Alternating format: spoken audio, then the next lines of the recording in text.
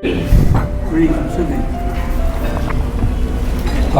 speaker's military service started right after Pearl Harbor was attacked.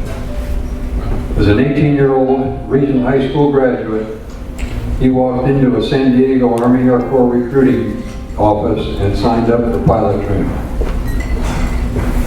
A couple of years followed, going to various bases for schooling and pilot training and doing all those good things.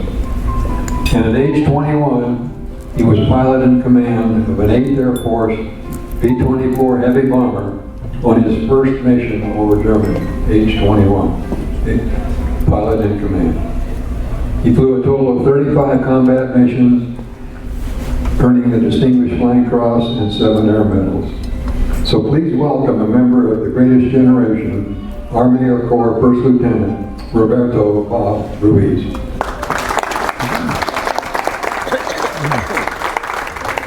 Thank you. Oh, very good. Works right about here.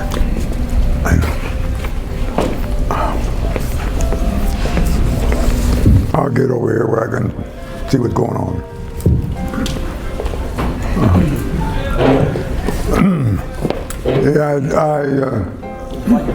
I talked to several groups, adult groups, that's on the honor flight. I belong to the honor flight. We go out and talk to groups. But at first, I always like to know who I'm talking to. How many World War II people do we have here? Raise your hand. 2? Korea? Vietnam? I figured that. How many flyers do we have here? Oh, Vietnam. Korea. How many bomber pilots? None. Okay. Good to know. Anyway.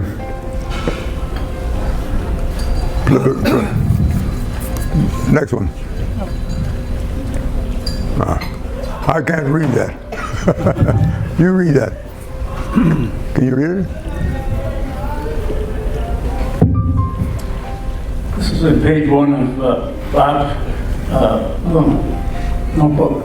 A veteran, whether active duty, retired, National Guard, or Reserve, is someone who at one point wrote a blank check made payable to the United States of America, unlimited amount up to and including their life. That is an honor, and there are too many people in this country no longer understand it. That was written by Anonymous. So here's a check that Bob signed, and quite a few of those checks were cashed during World War II. So here's Rob's story.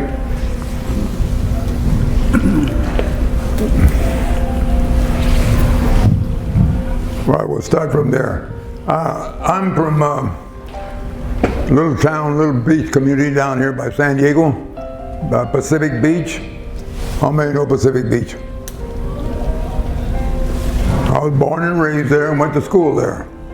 And I went to high school at La Jolla High, graduated in 41. That picture there, let me go back how that came about. My dad was born in Mazatlan, Mexico. Anybody been there? Okay. He came over here, he never knew. I was going to point out what kind of a guy he was. Never knew his dad. His mother died when he was born. He was taken care of by some old gal that I don't know. I never learned. I never found out who took care of him. But he crossed the border when he was 15. And he did odd jobs. 15-year-old kid. And he was fortunate enough to meet a gal that was a landscape architect there in Balboa Park. She was instrumental in decorating that Balboa Park.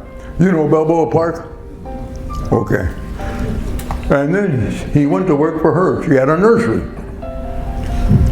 So, in the meantime, he had learned English, how to read and write English.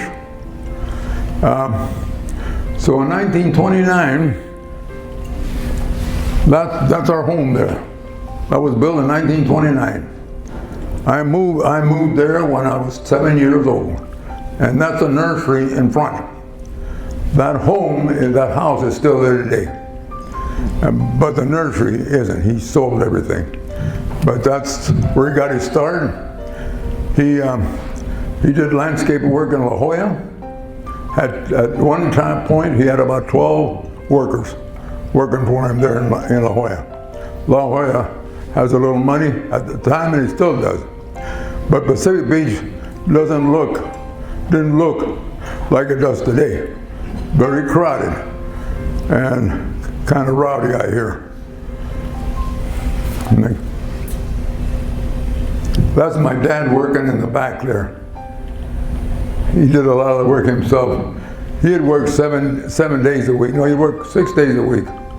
On Sunday, he'd take us all to the movies. 3 girls and my brother and I. And at that time, that's all we had, the movies. Movies. No radio, just the movie.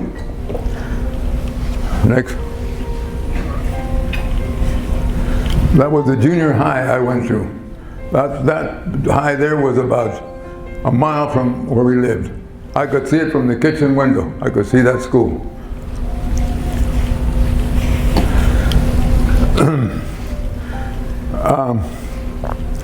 I went into service in January of 1943. Retract a little bit. You know, the war started in April of 1939 when Hitler invaded Poland. And then he spread all over Europe. He took all over Europe. He had everything was into North Africa. I got called, that's when they called me in 1943. And they called, my first place I went was Lincoln, Nebraska, where we learned to be soldiers. All we did was march 8 hours a day. They'd wake you up at 5, march all day. I was there 1 month, and then they sent us that's the University of Montana in Missoula, Montana. Because we had to wait to be called into Santa Ana, which was pre-flight. So we were there about 3 months, and that was in the early morning school, and the afternoon physical exercise. That's what we did for 3 months. And from there, they sent us to Santa Ana. Santa was pre-flight. We weren't cadets until we passed. The first week in Santa Ana is where you took mental tests in the morning and physical in the afternoon. And every morning we'd fall out and they call names. If your name was called, that means you flunked either a mental test or a physical. So out you went. That went 5 days. If you survived 5 days, then you became a cadet. And you still don't know whether you're going to be a pilot, navigator, bombardier. So that went on for 3 months. For 3 months, to get you up in the morning and go through this routine for 3 months. After 3 months, we had a big, in the auditorium they called you, and that's when I learned I was going to be a pilot. So, which I was happy to do. And then we went to primary, which was in Santa Maria, and flew the Stearman, which is bi-wing. And there, I was there 3 months. They gave you 7 hours to fly the Stearman. If you can't fly it in 7 hours, out you go. So I was there 3 months, passed all the tests. Then they send you to basic. You go to a heavier plane. And there they give you again 7 hours to solo that plane. And I sold it, came out all right. 3 months later, they sent you to advance. Advance is where the last stage of your training. And there I learned to fly the 18-9, the twin engine. And they give you 9 hours because it's twin engine. Passed that all right. So I got my wings there and second lieutenant. Then they don't ask you where you want to go. They send you where they want to go. So from there I went to Lincoln, Nebraska again, and there's where I was assigned to go to Pueblo, Colorado for B-24 training. And that's where I got in my crew. And I was there 3 months to learn to fly the B-24. And then after that,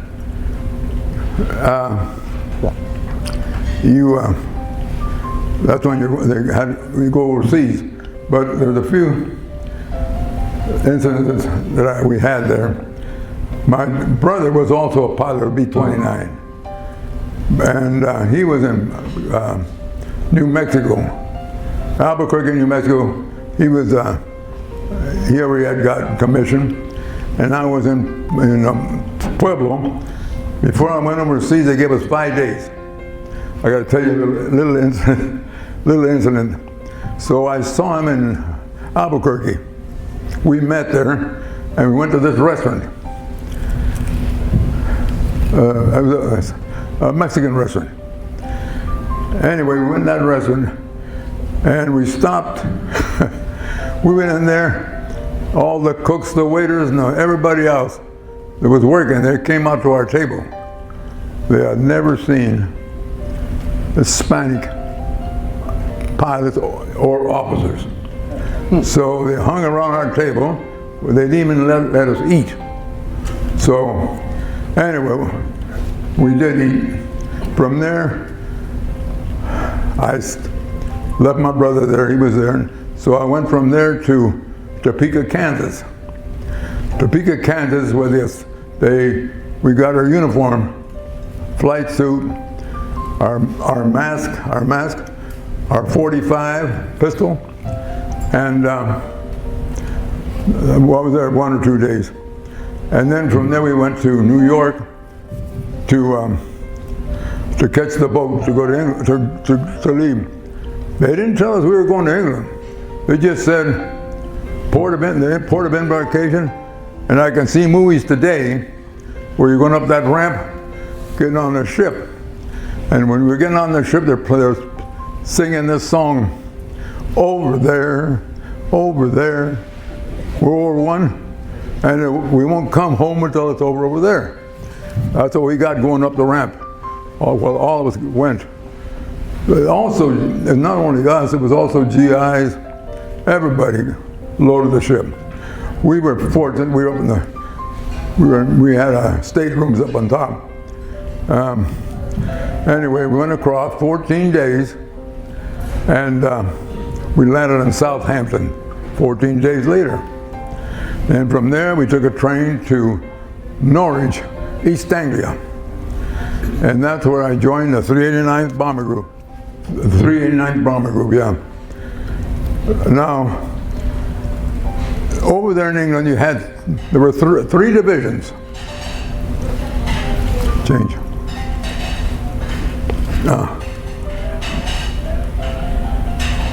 Oh, we should have caught that earlier. That was my dad and my mother. Change. I was a 24. Go ahead. That was my brother and I when we were cadets. That's Europe. Yeah. Hethel Bay, that's where I was. Okay, hold it right there. Anyway, where was I? England, East Anglia. Huh? Norwich. Oh, we went to Norwich. We went there to Norwich, and it was at that time I think it was around August. I forget exactly the dates, But that was taken during the winter. That's snow on the ground there. Anyway, that was in Hethel, which is 9 miles south of Norwich, if you've ever been in England. And that was our sleeping quarters there. 4-room, that's the officers of the crew there. And our first mission, I still remember, because I went up, an experienced pilot who had been in combat. He flew in my ship, and I'd never been up, so I didn't know what I was getting into. Neither did the rest of the crew. So we take off to go on a mission over there. They woke you up at 3 in the morning, go to breakfast. From breakfast, you go to briefing. Briefing, they got a screen like that that tells you where you're going to go. But it's covered. At first it's covered. So we all sit down in a room about like this, and the officer comes in, and then they remove the curtain. There you see a picture of Europe there. Then they tell you, you know where you're going. And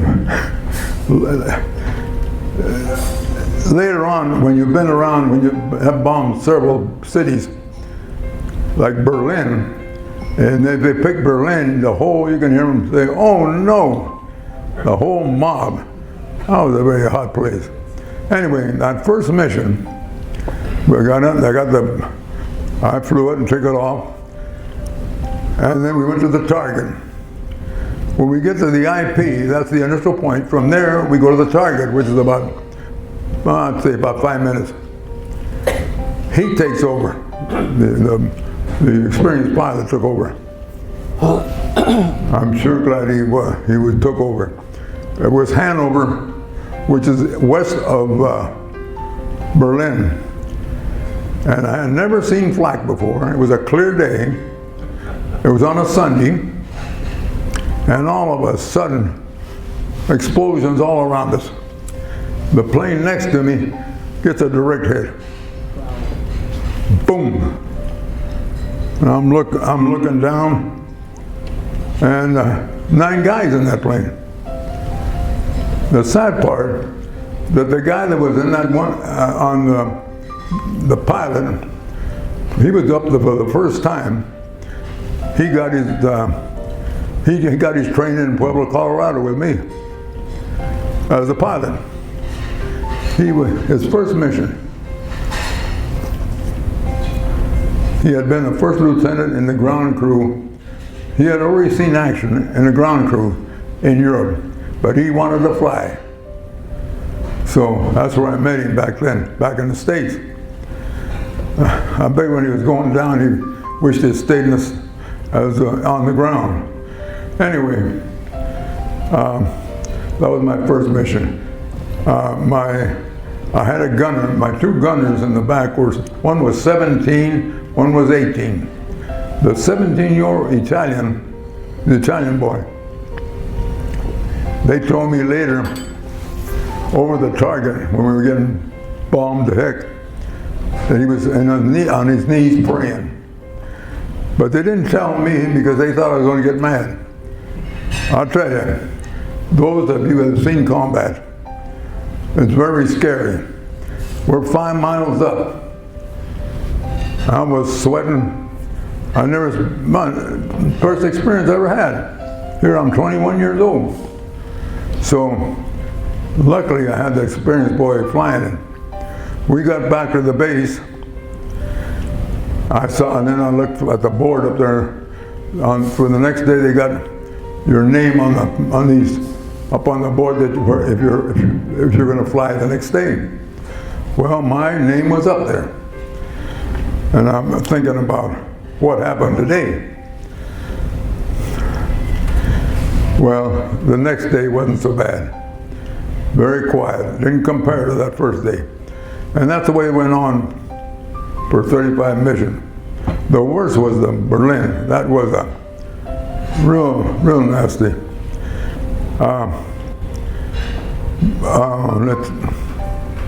One fortunate thing about going there, by being in England, because every 3 weeks we were in London.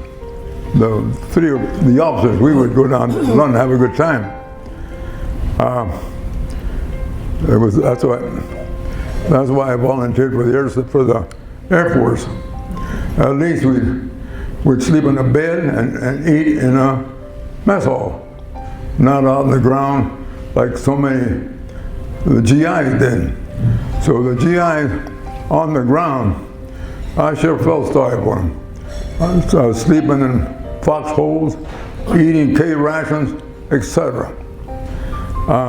Then in the wintertime, they must have frozen their, you know what. Yeah. We went back to the base, went to dinner, had a nice bed to sleep in, and so forth. I'll tell you,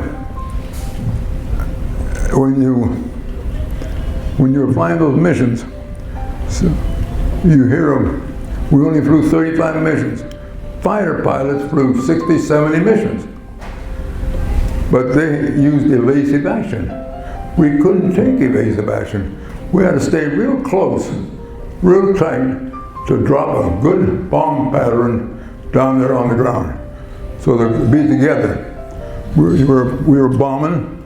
We hastened the end of the war because we were bombing factories, marshalling yards, oil refineries. But we had to stay real close, so they had it very easy down on the ground for us there. And that old plane was just bouncing up and down. I'll never forget that. That always happened. Every mission, that old plane was going up and down with the shock of the shells. Changing. Oh, hold it. There's that fellow, 1, 2, 3, the fourth guy from the left. You all saw him in Ruiz. Jimmy Stewart.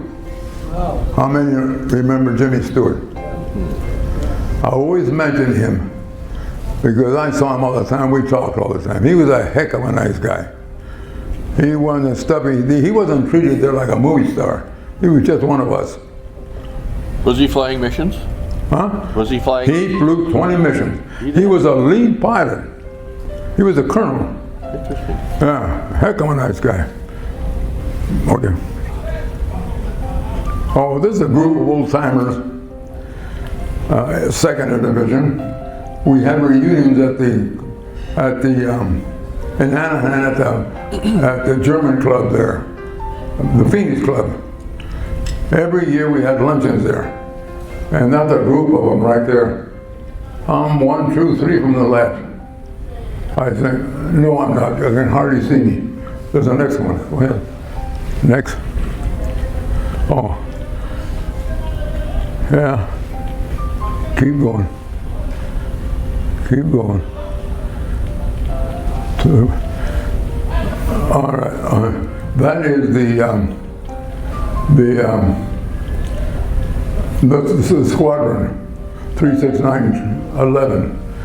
I'm on the top left, and that's the crew, and that comprised one of the squadrons in the 389th. Next. And that's my crew in England. It's named Boots there. The last day in New York, the enlisted men went out to the town, and then went to this bar, and met this waitress. Her name was Boots. So as soon as they got to England, they got this guy to paint boots on the plane. But I only flew that plane about 2 or 3 times. So anyway, that's my crew. Incidentally, there's only 2 of us left. Oh, that's my wife, Gloria, and myself. Next. Today, we're the pre-flight for us here in Santa Ana. Today it's the Orange County Fairgrounds, and there's a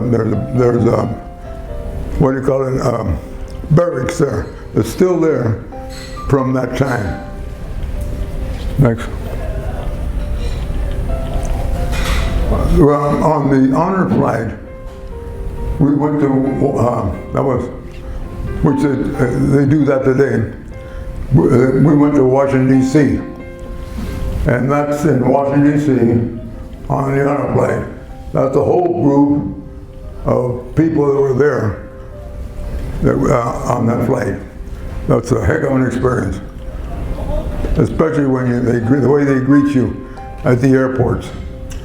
Mobs of people greet you, which makes a guy feel damn good. Appreciate it. They finally appreciate it now for that second generation. When that's also the top right. The top right is the guy's in charge here in Orange County. He's the one that heads the chapter here in Orange County. That fellow there, we went to junior high together, high school, college together. And so that fellow and I knew him, we knew each other all our lives. He's still around. But he flew P-38s out of Italy, shot down with the POW. But he's still around. See what it said there? Yeah. Very appropriate. These two of the Hispanic boys that I met when I first went to service, both of them flunked out. One couldn't fly the plane, and the other one couldn't pass a test. That was taken after the war. We got together at my house. Yeah. Next. That's taken in England. Next. My photographer caught me asleep there. I was me in bed there, sleeping. Gotta remember, we didn't sleep too much over there. And that's 3 of the officers. That's in England. That's a cadet picture of me, cadet picture.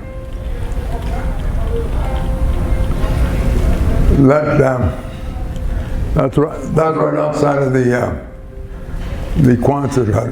Yeah, where we were sleeping. Last Saturday at the Pelican Club. I don't know if all of you know. Have you ever been to the Pelican Resort in Newport there? Ever been there? Well, we went there. They had a Marine function. I was invited along with 6 other veterans. Outside in the hall, they had these posters. Got ahead of me. No, the next one. No, go forward. Hold on right there. They had this poster of that. We had a poster of each veteran out in the hall. They honored us there too. We had a special table, and they talked about each one of us, what we did. That's the cadet picture. That's the crew. We went through that. Keep going. That's it? Yeah, I went back. Let me lean on this thing.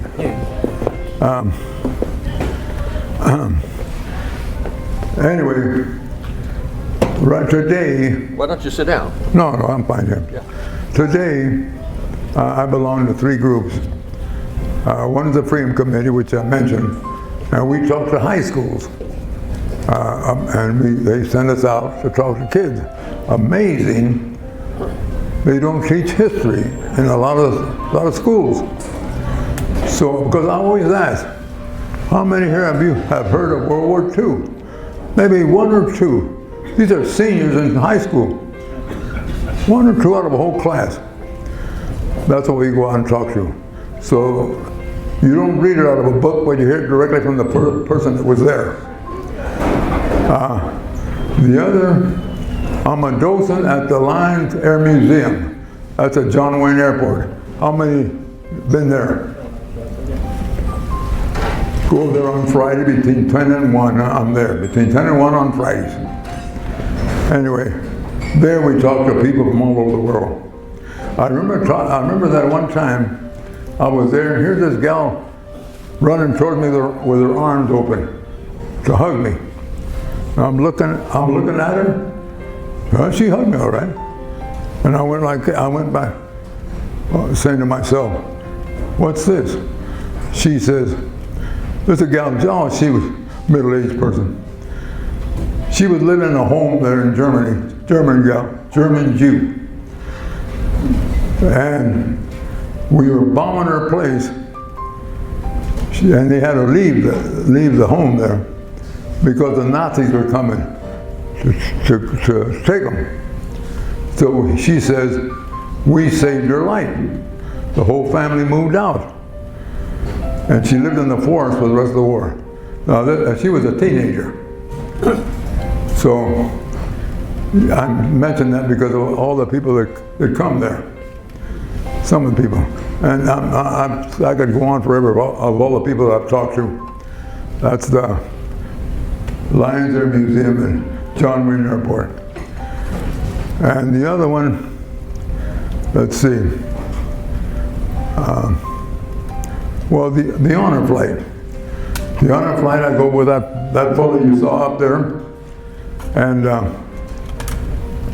we'd go out to talk to groups, adult groups, about that flight to take veterans to Washington, D.C. They chase money to take veterans to Washington, D.C. I went on one there where the plane was it was a charter plane. There were half veterans and half guardians. Our guardian had to pay $700 to get on there, but we go free. My whole expense for that whole 3-day trip, and we stayed at a top-line hotel for holiday. No, it wasn't a holiday. We stayed in a very nice hotel. Anyway, I only spent $10, and $10 were tips to the bartender. That was all I spent. Anyway, when we got home, I was out of San Diego. There must have been 1,000 or so people greeting us. Not only when the plane landed and was docking, the fire department was there washing the plane. They do that to retired commercial pilots. When they're retiring, that's what they do. Well, they did that for us. And then we went into the terminal. Man, my wife was way out there. I could hardly see her waving at me. And I had to come through the crowd. They're hugging you. The women were hugging you. The men were shaking your hand or patting you on the back. So that's a heck of a trip. So, if the opportunity, I don't have, anyway, to keep in mind the honor flight, to spend a little money. Those are the three, right? Anyway, getting back to, we're very fortunate to survive 35 missions. I'm very fortunate. We lost, I don't know if you people know that or not, but we lost 304,000. No, I'm sorry, 408,000 kids didn't come home worldwide in every Army, Navy, and Marines. That's a heck of a lot. And I can guarantee that 90% were 19 and in their 20s. That's what we lost. In my group, in the 389, we lost 26,000 confirmed, 27,000 POWs, 47,000 unaccounted for, which means they were killed. Because you see those planes get hit and blow up. Just you see pieces going down, that's all. Hard to imagine. But that's the way it was. So those missions used to last 10 to 12 hours. It took us about 4 hours to form up above here. And some missions were 1,000 planes. 1,000 planes. So they're all forming in groups. It took 4 hours. And then we hit over to Germany. And I got to say one more thing here. When I was working here after the war and everything, I was working for pharmaceutical company in Los Angeles. And we started a plant in New Jersey. And I went back there to start it. And I stayed at the Holiday Inn. And I used to have a drink there at the bar. And here's this tall blonde fellow there. And he spoke. I spoke to him and he had a little accent.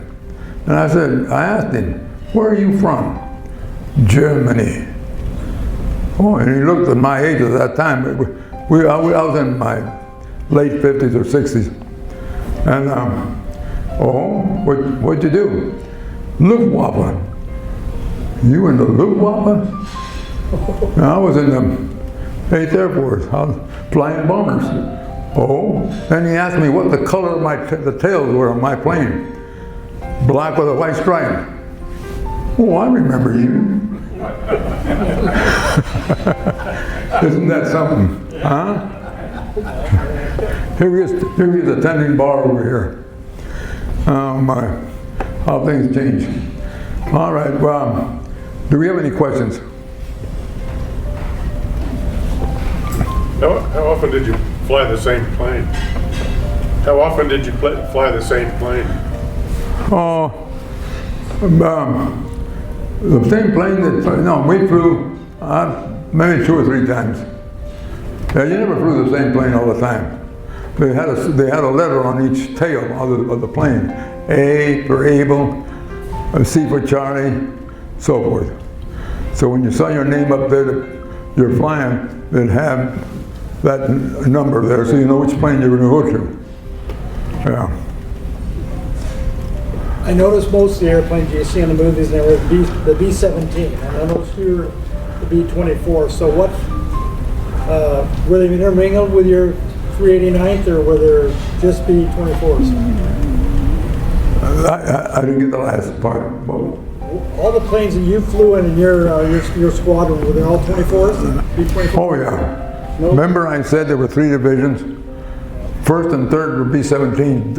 They were based other places. The 24 and the second division was mine. I only saw B-24s. Oh, I know, I take that back. I saw 17, but in my base was B-24s. Mom of them. Incidentally, at the Lions Air Museum, we have a B-17. And we have a B-25, the one Doolittle flew over Japan. We have that plane. And what else? We have a 86, a trainer, C-47 on DJ where they bailed out of. So we have some old planes there. I heard the B-17 was a better airplane than B-24.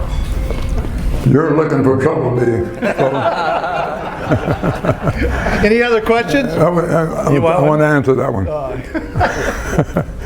You know, I've talked to groups where there is a B-17 pilot out there, and he starts giving me the rad. And we keep the audience in tears, or just laughing.